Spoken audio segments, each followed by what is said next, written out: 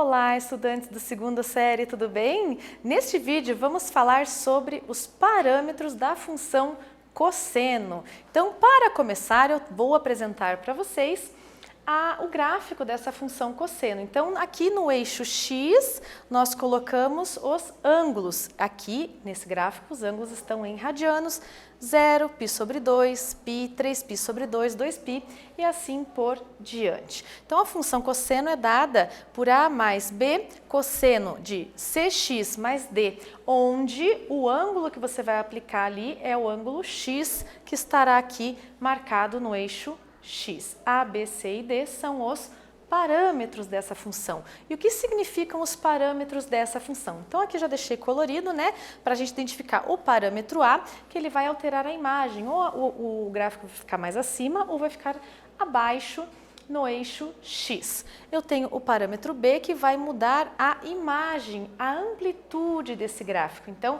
vai mudar os valores para cada ângulo, os valores de seu cosseno ali no eixo Y.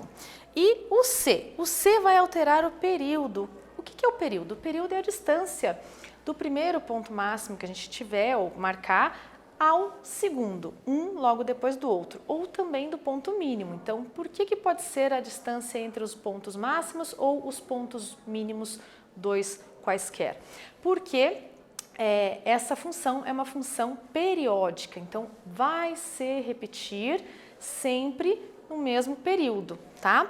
Ele pode ser calculado pela divisão de 2π, que é o relacionado a toda a circunferência, dividido pelo parâmetro C. O parâmetro C, que é aquele que está na frente do eixo, na frente do ângulo X, tá?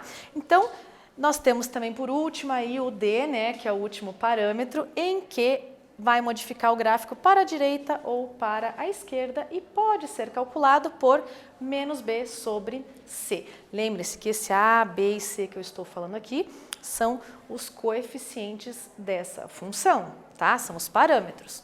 Então, para determinar os valores o valor do período, 2π dividido pelo módulo de C, que a gente falou no slide anterior. Para você calcular os valores dos parâmetros A e B, você vai utilizar os valores de máximo e de mínimo dessa função. Então, a imagem ela é dada por um par ordenado, por um par ordenado não, por um intervalo, tá? É por um intervalo que começa em que ponto? A menos módulo de B. E ponto máximo vai ser A mais o módulo de B. Então, você vai fazer uma adição, uma subtração, tendo o valor de mínimo e o valor de máximo na imagem. Lembre-se que a imagem é aquela que está no eixo Y. No eixo X, nós temos o domínio, que é onde você olha o período, tá? O período dessa função. Então, aqui eu trouxe para vocês algumas imagens para poder ilustrar melhor.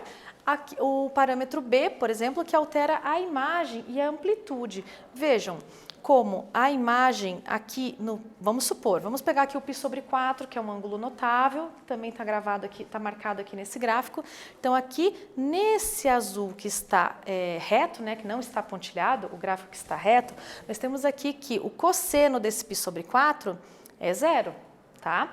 Então, ele está marcado, porque como é que eu sei que é 0? Porque esse ponto está pertencendo à nossa função. Um outro ponto que também é 0 é 3π sobre 4 e assim por diante. Então, aqui eu tenho o nosso período, que é a distância de um mínimo a outro mínimo, ou aqui de um máximo até outro máximo, que é o π. Nesse caso, o período é π. Já esse outro gráfico que é pontilhado, teve alterado o seu parâmetro B. Como que eu sei isso? Porque, vejam, a imagem do π sobre 4 já não é 0, ela mudou. Então, houve uma alteração na imagem. Também mudou a amplitude, ó, vai de menos π até π, ou seja, essa amplitude é de 2π, é diferente da anterior, tá? O parâmetro D, ele vai modificar aí a nossa função, ou ela vai vir mais para a esquerda, ou ela vai mais para a direita. Notem que uma desce, uma é crescente e a outra é decrescente, tá? Então, não deixem de se atentar à questão da função ser crescente ou ser decrescente.